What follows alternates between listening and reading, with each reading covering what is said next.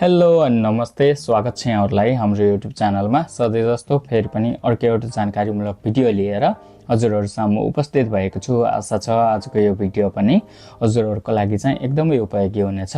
आज चाहिँ मैले हजुरहरूमा डिपेन्डेन्ट भिजामा रहेको हाम्रो परिवारलाई यनमाइल छङसानमा कसरी दर्ता गर्न सकिन्छ, दर्ता गर्दाखेरि चाहिँ के फाइदा हुन्छ अनि दर्ता गर्ने प्रक्रियाहरू के छन् भन्ने कुरा चाहिँ जानकारी दिन गइरहेको छु। हामीले डिपेन्डेन्ट भिजामा रहेको हाम्रो परिवारलाई यनमाइल छङसानमा दर्ता गर्न सक्यौं भने चाहिँ प्रति व्यक्ति हामीलाई चाहिँ 15 लाख वोनको चाहिँ डिस्काउन्ट हुने गर्छ। त्यो लगायत डिपेन्डेन्ट भिजामा रहेको हाम्रो परिवारले गरेको खर्च पनि हाम्रो खर्चमा चाहिँ देखिनेछ।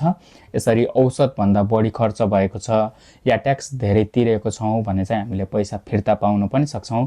त्यही भएर हजुरहरूको परिवार डिपेन्डेन्ट भिजामा कोरिया हुनुहुन्छ भने चाहिँ हजुरहरूले यनमाइल छङसानमा दर्ता गर्न सक्नुहुन्छ। अनि त्यसपछि डिपेन्डेन्ट भिजामा रहेको हाम्रो परिवारलाई यनमाइल छङसानमा दर्ता गर्ने प्रक्रियाको कुरा गर्ने हो भने चाहिँ सजिलो दुईवटा तरिका छ। एउटा चाहिँ हामीले होमथ्याक्स भन्ने मोबाइल एप्लिकेसनबाट चाहिँ डिपेन्डेन्ट भिजामा जो हुनुहुन्छ उहाँहरूको नाममा आइडी बनाएर उहाँहरूकै फोन नम्बरबाट इन्जुङ गरेर चाहिँ हाम्रो ओइगुगिन थुङरोक सासिल जुङमेङस अपलोड गरेर सजिलैसँग चाहिँ यनमाइल छङसानमा दर्ता गर्ने प्रक्रिया, यो प्रक्रियाको बारेमा चाहिँ मैले अलरेडी भिडियो बनाइसकेको छु। तर यो प्रक्रियाबाट गर्नको लागि चाहिँ अनिवार्य रूपमा डिपेन्डेन्ट भिजामा रहेको परिवारको चाहिँ फोन नम्बर हुनु पर्यो। अनि त्यसपछि उहाँहरूकै नामबाट चाहिँ इन्जुङ गर्नुपर्ने हुन्छ।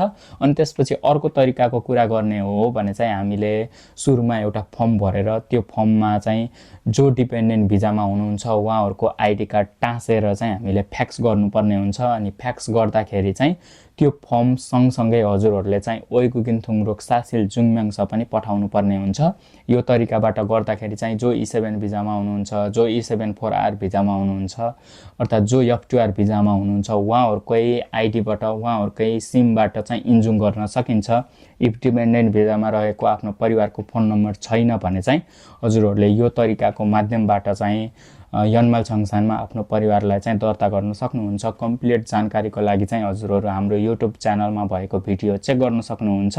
अनि त्यसपछि हजुरहरूले यसरी दर्ता गरिसकेपछि 2 या 3 दिन भित्रमा चाहिँ यनमाइल छङसानमा चाहिँ हजुरहरूको फ्यामिली दर्ता भएको केही नोटिस अर्थात् काकाओमा चाहिँ SMS पाउन सक्नुहुन्छ। अनि SMS पाइसकेपछि हजुरहरूले चाहिँ यनमाइल छङसान गर्नुभयो भने चाहिँ आफ्नो परिवारको नाम अनि उहाँहरूले गरेको खर्चहरू पनि सरर देखाउँछ। हस्पिटलको खर्चहरू हो कि कस्तो खालको खर्चहरू छ सबै देखाउने गर्छ।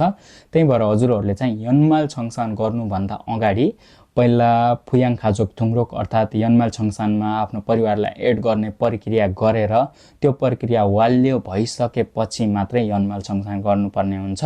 आशा छ आजको यो भिडियो हजुरहरूको लागि चाहिँ जानकारी भयो होला। कम्प्लिट जानकारीको लागि चाहिँ हजुरहरूले यो भिडियोहरू चाहिँ चेक गर्न सक्नुहुन्छ। See you in the next one. त्यतिखेरसम्मको लागि चाहिँ बाइ बाइ।